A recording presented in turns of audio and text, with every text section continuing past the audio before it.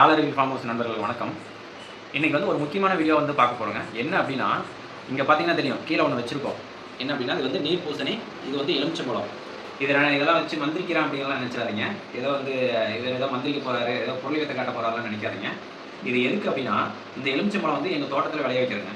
இந்த எலுமிச்சம்பழம் வந்து எங்கள் தோட்டத்தில் விளைய வைக்கிறோம். இதே எலுமிச்சம்பழத்தை இந்த ஈரோட்டில் கொண்டு வந்து ஒரு 100-50 எலுமிச்சம்பழத்தை கொண்டு வந்து நான் வந்து ரேட்டுக்கு கொடுத்தேன் அப்படின்னா, நம்மளுடைய மக்கள் இருக்காங்க பார்த்தீங்களா, நான் கடையில் சொல்லல, டைரெக்டாக மக்களுக்கு ஒரு விவசாயி, நான் ஒரு விவசாயி, என் தோட்டத்துலேருந்து வர இந்த எலுமிச்சம்பழத்தை இந்த மக்கள்கிட்ட வந்து கொடுத்தேன் அப்படின்னா ரூ. 3 கொடுக்குறேன். இந்த ரூ. 3 கொடுக்குறது என்ன சொல்கிறாங்க தெரியுமா? இது எதுக்கு ரூ. 3? இது எதுக்கு ரூ. அப்படின்னு கேள்வி 1008 கேள்வி கேட்குறாங்க. இன்றைக்கி வெள்ளிக்கிழமைக்காக நானே கடைக்கு போயிருந்தேங்க. போயிட்டு இந்த எலுமிச்சம்பழத்தை வாங்கினா, இந்த எலுமிச்சம்பழம் ரூ. 8. இந்த ஒரு எலுமிச்சம்பழம் ரூ. 8, புரியுதுங்களா? ஆனால் மக்கள் வந்து இதையும் வாங்கிட்டு போகிறாங்க. எந்த ஒரு கேள்வியுமே கேட்கறதில்ல இதே டிபார்ட்மெண்ட் ஸ்டோரில். ரெண்டாவது என்னன்னா, இந்த பூசணிக்காய் பாருங்கள், இந்த பூசணிக்காய் எவ்வளோ இருக்கும்? எனக்கே ஷாக் ஆயிடுச்சுங்க. எங்கள் தோட்டத்தில் வந்து ஒரு வருஷத்துக்கு முன்னாடி இந்த பூசணிக்காய் வந்து போட்டிருந்தேன். போட்டப்போ ஒவ்வொரு பூசணிக்காயும் குறைஞ்சது ஒரு 4 கிலோ 5 கிலோ வந்துருந்துச்சு. இதே மாதிரி சைஸ்லாம் வந்துருந்துச்சு. டேரெக்டாக கொண்டு வந்து நாங்கள் வந்து சேல்ஸ் பண்ணோம். ஒரு ஆட்டோவில் ஏற்றி கொண்டு வந்து ஒரு 100-200 பூசணிக்காய் சேல்ஸ் பண்ணோம். வெறும் பூசணிக்காய் வந்து ரூ. 20 சேல்ஸ் பண்ணோம். ஒரு காய் எந்த காய் எடுத்தாலும் சரி ரூ. 20 சேல்ஸ் பண்ணோம். ஒரு சில பெரிய காய் ரூ. 30 சேல்ஸ் பண்ணோம். அப்போ என்னன்னு கேட்குறாங்க அப்படின்னா, வர மக்கள் இது எதுக்கு ரூ. 20 30 அப்படின்னு கேள்வி கேட்குறாங்க. இதே காய் இன்றைக்கி டிபார்ட்மெண்ட் ஸ்டோரில் இன்றைக்கி வெள்ளிக்கிழமை அந்த கடைக்கெல்லாம் சுற்றி உடைப்பாங்க. அதுக்காக மக்கள் வந்து என்ன ரேட்டு கொடுத்து தெரியுங்களா வாங்குறாங்க? 1 கிலோ ரூ. 50. நானும் வேறு வழி இல்லாமல் இந்த காய் வந்து ரூ. 110.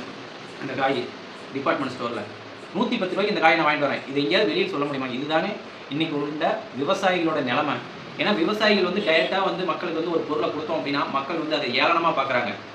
கண்டிப்பாக ஏளனமாக பார்க்குறாங்க. இதே டிபார்ட்மெண்ட் ஸ்டோரில் போய் வாங்கட்டும், கப்பு சுப்புன்னு அது வந்து அவங்களுக்கு ஒரு ப்ரெஸ்டேஜ் ப்ராப்ளம் போல். இதை காய் வந்து ரூ. 200 சொன்னாலும் வாங்குறதுக்கு ஆளுங்க இருக்காங்க. அப்படி தான் நம்மளுடைய தமிழ்நாட்டு மக்கள் இருக்காங்க. சத்தியமாக மக்கள் எப்போவுமே திறந்த மாட்டாங்க. ஒரு விவசாயிகிட்ட வந்து இது நான் ஒரு ரூ. 3 சொல்கிறேன் அப்படின்னா வாயை மூடிட்டு வாங்கினா பரவாயில்ல, ஒரு விவசாயிகள் வந்து பிழைக்கலாம். இதே டிபார்ட்மெண்ட் ஸ்டோரில் ரூ. 8 போட்டு வாங்குறாங்க. எங்கே இருக்குது ரூ. 5 கேட்டால் நான் வந்து வாடகை கட்டணும், அவங்க என்ன சும்மாவாக கொடுப்பாங்க அப்படிங்கிறாங்க. நான் வந்து மக்கள்கிட்ட, அதாவது வந்து டிபார்ட்மெண்ட் ஸ்டோரில் போய் இந்த எலுமிச்சம்பழத்தை கொடுக்கலையே, மக்களாகிய உங்கள்கிட்ட தானே டைரெக்டாக கொடுக்குறேன். ரூ. 3 சொன்னால் இதையா கேள்வி வந்து ரூ. 3 அப்படின்னு கேள்வி கேட்குறீங்க? இது வந்து நான் ஈரோட்டுக்கு மட்டும் சொல்லுங்க, டோட்டல் தமிழ்நாடு அப்படி தான் இருக்குது, டோட்டல் மக்களே அப்படி தான் இருக்காங்க. இதை வந்து நான் டிபார்ட்மெண்ட் ஸ்டோர்லாம் போய் சேல்ஸ் பண்ண கிடையாது, புரியுதுங்களா? டேரெக்டாக மக்கள்கிட்ட கொடுத்தா மக்கள் வந்து இந்த காய் எதுக்கு வந்து ரூ. 20 சொல்கிறீங்க அப்படிங்க. இதே டிபார்ட்மெண்ட் ஸ்டோரில் நீங்கள் 110 அந்த காய். இதை எங்கே போய் சொல்கிறது?